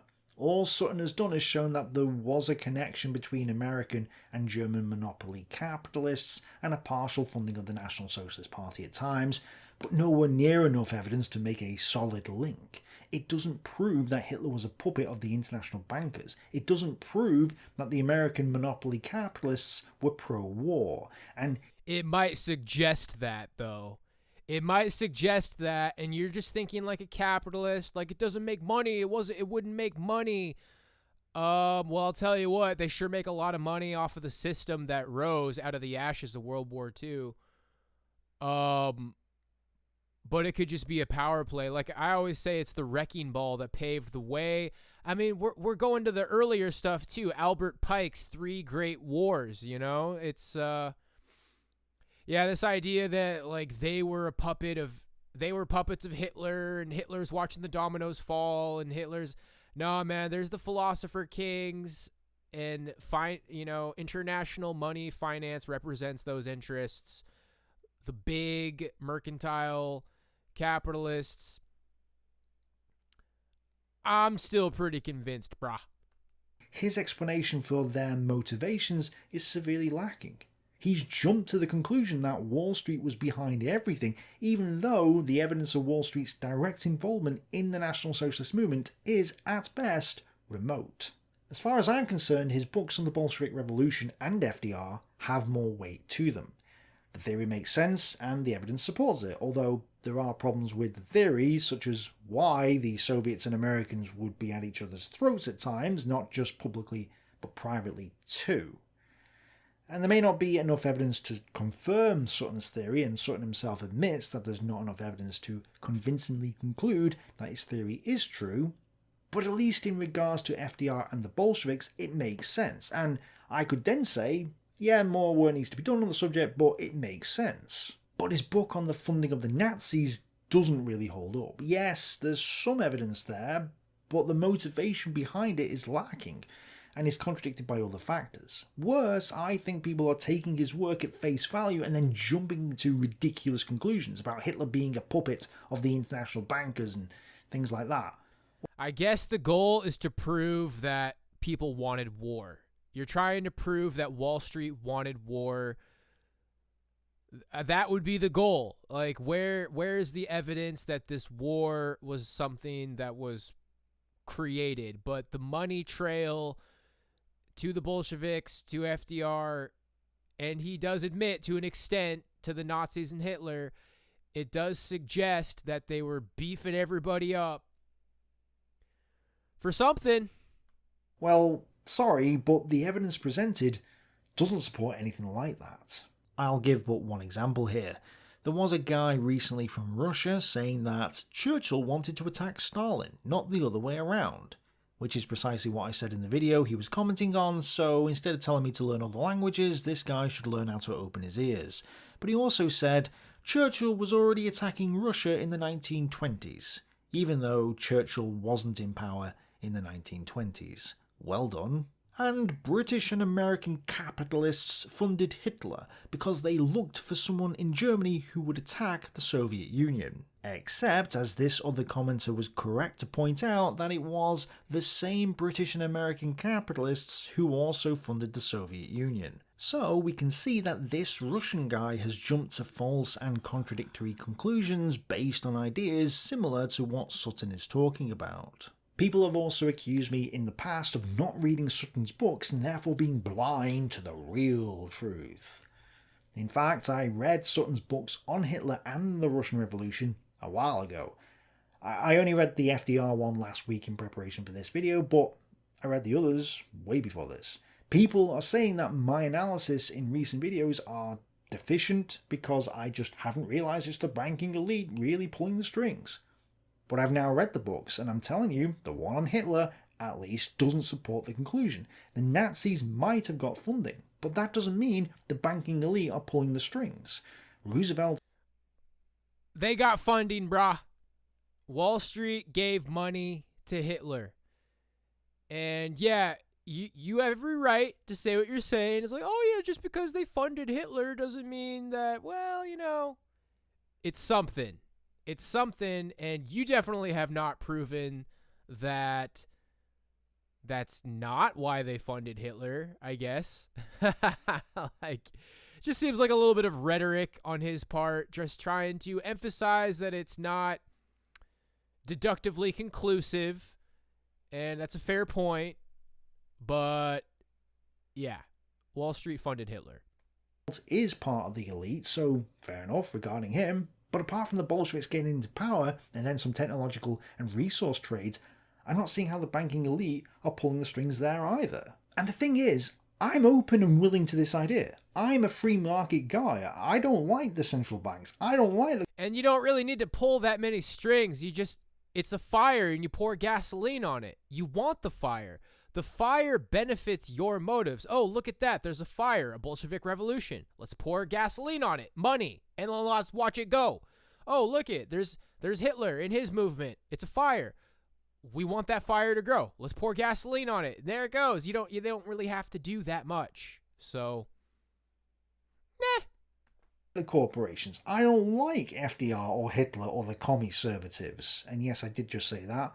Monopoly capitalists and socialists are two sides of the same coin, so yeah, if there was enough evidence, I'd happily accept this idea.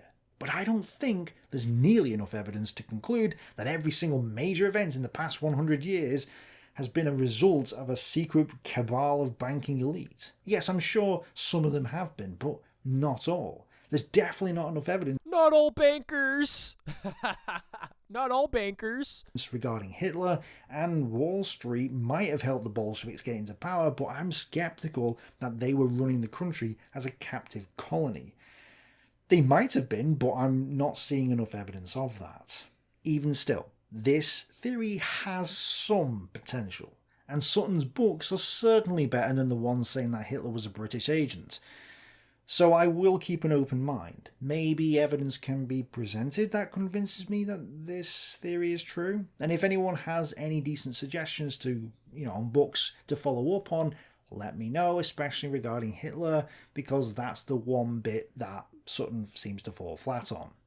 Who's paying you, traitor? I wonder who's funding you, buddy. You're in bed with Wall Street. You're in bed with the Rockefellers, you son of a bitch. All right, well, we got through the whole thing, guys. Pretty enlightening. I've learned more truth about the Nazis and the Third Reich with your videos than I did in 13 years of German history classes. Dude, I'm subbing to this guy. Let's go.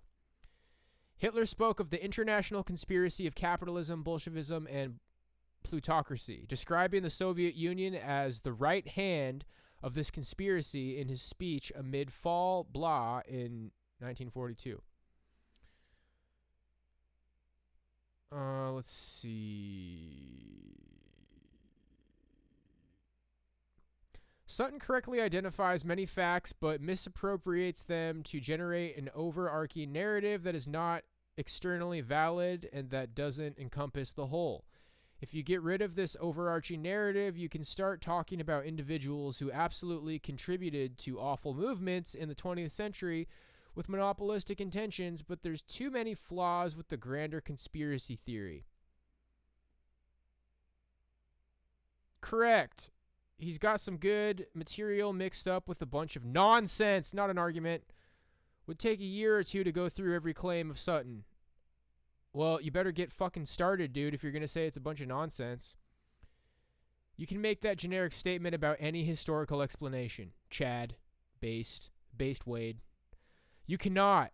Rectifying a historical explanation requires taking into account as many explanations and points of evidence as possible and justifying why yours is the most advanced and coherent.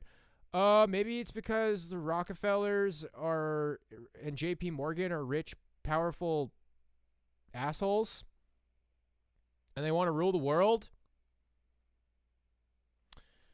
Sutton does not do this because he can't, so he lays out 3 separate reasonably well-evidenced accounts instead. Okay, so he lays out 3 separate reasonably well-evidenced accounts. Better than you did. The trouble is that he then tries to use sleight of hand to convince readers that these unrelated facts, but are they unrelated or is that your opinion? That these unrelated facts of the matter draw a pattern even though he does not have any ink to pen it in. The difference is tangible. One example is flat earth idealism. Nope. Flat earth has nothing to do with this. We're not even fucking getting into that. Dude, you have a picture of Cell and it's not even perfect Cell, dude. It's not even perfect Cell. Who the hell? Dude, if you're going to have a picture of Cell, it might as well be perfect Cell. Debunked. Smeared. Get a picture of perfect Cell and then we'll talk, buddy. Says there are flaws, doesn't provide evidence, dances around the room like they won the debate. Classic Eurocentric psychopathy. Yeah, he's talking about this guy. My understanding is that Sutton was, at one point in his career, a credible historian. I think he realized, like so many people, that he could make more money by writing popular books full of gibberish and accusation. These guys are shills, dude. These guys are fucking shills. You're a shill, buddy. You are a shill. It's not full of gibberish and accusation. Like, wow, man. People just really out there trying to defend JP Morgan, Wall Street, and Rockefeller. I kind of feel like they're bad guys, personally. And as everybody here admits, all 3 of those books give a lot of evidence that suggests that. They funded the Nazis, they funded the Bolshevik Revolution, and they funded FDR. Like, that's just facts. I have not been challenged on any facts, and I have not made any claims outside of the scope of what... Dude, these guys are fucking shills. They're not doing any damage. It was not very effective. Dan Halper, exactly. Who is Dan? Oh, yeah. No. Some bankers dealt with those in or likely to be in political power in some nations. That's what bankers should be doing. They also lent money to many others in power in other nations and other individuals in Germany and Russia. Nope, you guys are shills. You guys are shills, dude. They funded the Nazis, they funded the Bolsheviks, they funded FDR. You're a shill. You can't handle it. Get smeared. Rockefeller's evil. Illuminati, bro. I think Sutton touched a nerve to require you to reply in such salad. Let's fucking get it, Snoopy. Strange how everyone else seems to be able to read it. I'm not saying that you have trouble reading. Oh, wow, you're really funny, dude. That's a really snarky fucking reply. Good job. I think Sutton's books are groundbreaking in some sense because he was an incredible researcher and came up with a lot of stuff. Dude, this guy's comments are such fucking shit. He was an incredible researcher. Yeah, why don't you keep kissing Sutton's ass? But, dude, I mean, I don't blame this guy. I think Sutton touched a nerve to require you to reply in such salad. Like, dude, this Dan Halper guy is just going on and on and on and on. He's just trying to weigh everything down. Like, you have to dig through this guy's big-ass comments like a bunch of fucking muck. Agree. Who could keep all these stories straight to keep it under wraps? Organizing humans and conspiracies is much akin to herding cats. There are always a few crooks in the till. Yeah, Wall Street are crooks. I agree. Just because things play out differently than you plan out doesn't mean you never plan to do something. Let's fucking go. Once you realize Rudolf Hess was a relative of the Bush family, it all begins to make sense.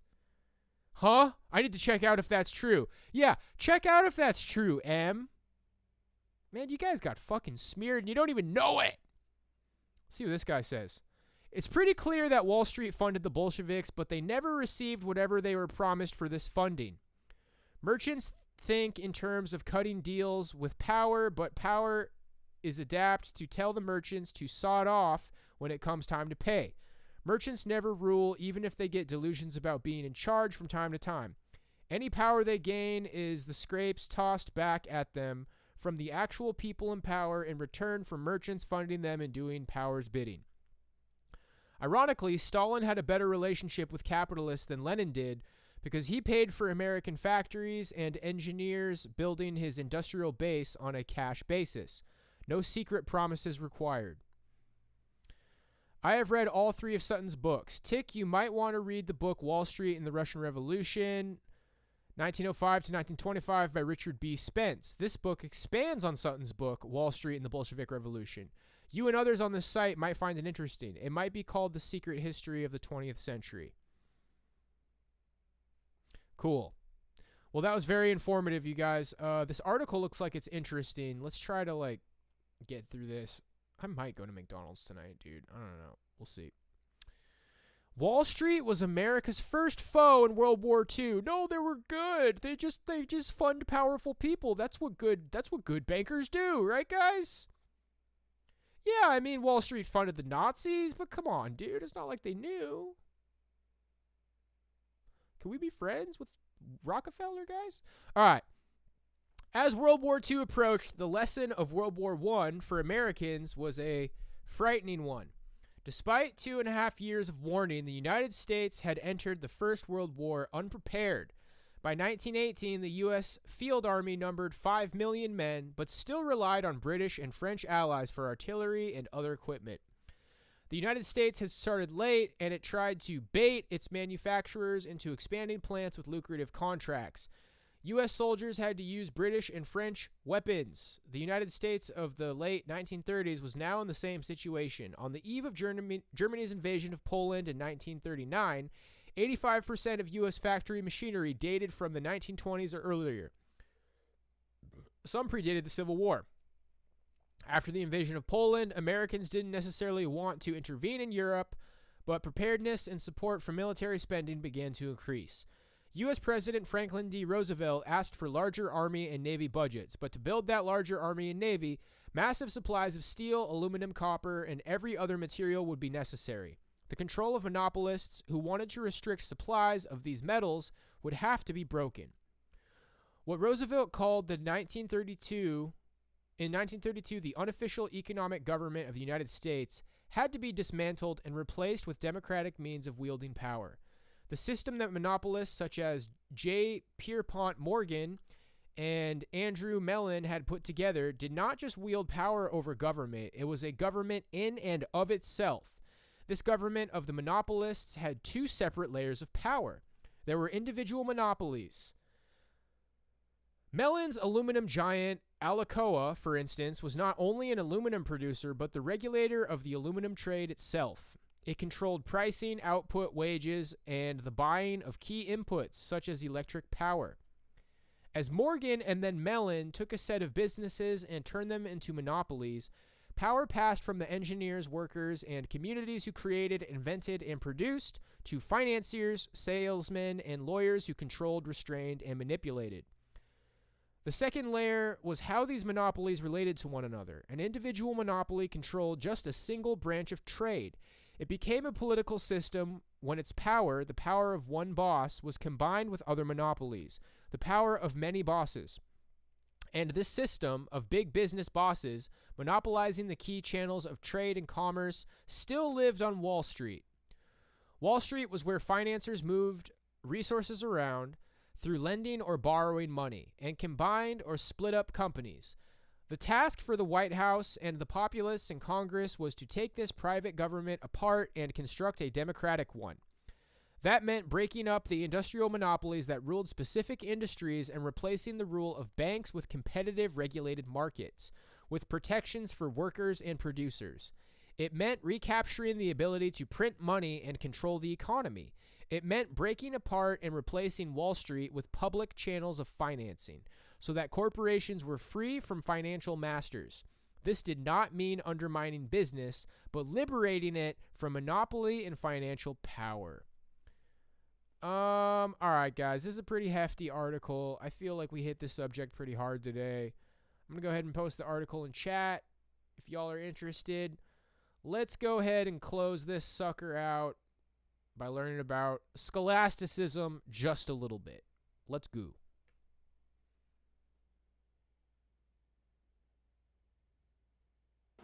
Hey, so you guys seem to have enjoyed the videos that I've been making. I did one on pietism and one. Soy!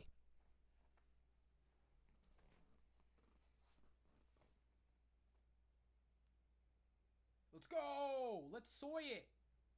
And one on hyper-Calvinism, and I asked if you wanted me to do more videos kind of exploring different theological issues and terms and just giving definitions of them. So I decided to do that, and I think what this is going to do is be kind of a theological encyclopedia of videos so that you can just kind of click on any topic and you can get a definition of different theological ideas and terms. So today, the one that I'm going to be talking about is scholasticism. So I'm going to be answering the question, what is scholasticism? Now, the term is thrown around a lot, and like the other terms that I've addressed, it's one that I think is misunderstood. Generally, scholasticism is identified with a particular movement in theology in the later Middle Ages. So we're looking at like around the 12th, 13th century. It gets very popular. St. Anselm was kind of the first major figure that might be considered a scholastic. It's got its height in Thomas Aquinas and goes throughout the rest of the Middle Ages. But there's some problems with trying to say scholasticism means you people who believed in this doctrine or that doctrine, because scholastics all really different on a lot of points. So the early scholastics like Anselm was more of a Platonist, whereas Thomas Aquinas was using Aristotle's categories a little more heavily in dealing with theology. So scholasticism really, it's not so much a theology or a particular commitment to certain doctrines as it is a way of doing theology.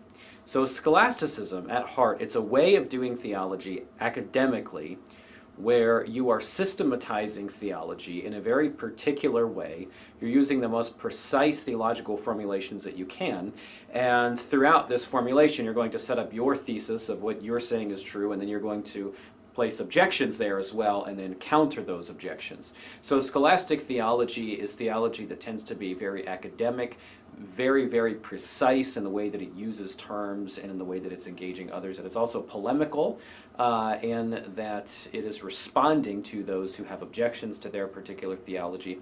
And it tends to have a heavy use of philosophical terms and philosophical categories. Usually we think of scholasticism more as using the ancient Greek philosophical categories rather than more modern ones. So scholasticism, though, the 13th century, some people kind of consider the height of scholasticism. It didn't die out then. It's not just something in historical theology, but after the Protestant Reformation, there was a new era of scholasticism. So in the 17th century, scholasticism was a movement which included Lutheran, Reformed, Arminian, and Roman Catholic thinkers who all sought to define their doctrine in a scholastic way, using those categories as well as engaging in polemics and debate with one another over various topics. So scholasticism then is not just a Roman Catholic thing either, but it's very much Protestant as well.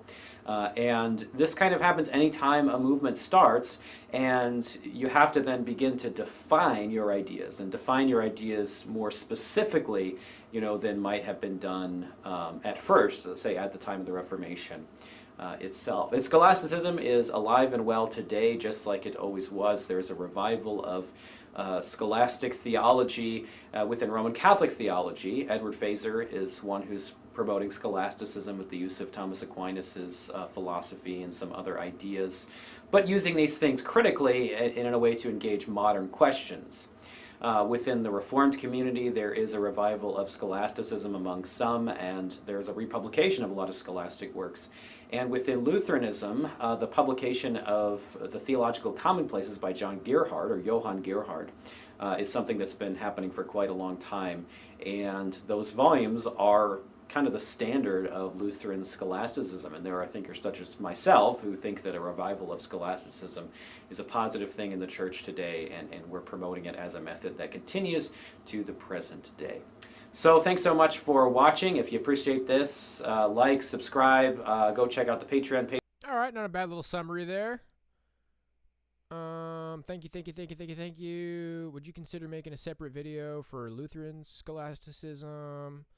Francis Turretine is considered a scholastic for the method of doing theology and for taking theology class? Like someone from school? Oh, wow. Theological definitions, anthropomorphic.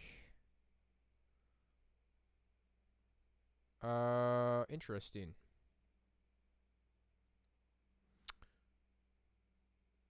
All right, and then we got one more video probably saying something similar.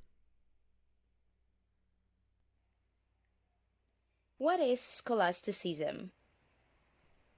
Scholasticism comes from the Greek word scholastikos, a Latinized form of the Greek word scholasticus,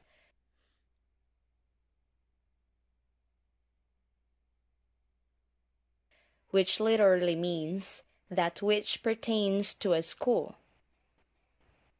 Hence, the scholastics were referred to as the schoolmen. Scholasticism was generally identified with Christian theology during the medieval period. As is well known, the early Christian thinkers were confronted with questions relating to the reconciliation between reason and revelation, science and faith, philosophy and theology. They were also faced with the task of defending and universalizing the Catholic faith, as well as establishing the authority of the Bible. In doing so, the scholastics, or the schoolmen, referred to specifically as the doctors of the church, or the teachers of the faith, developed a method in the teachings of the church's dogmas. This led to the recovery and appropriation of Aristotle's philosophy. As we can see, scholasticism began originally as an attempt to synthesize Aristotle's philosophy and Christian theology and show what implications this synthesis had for one's life.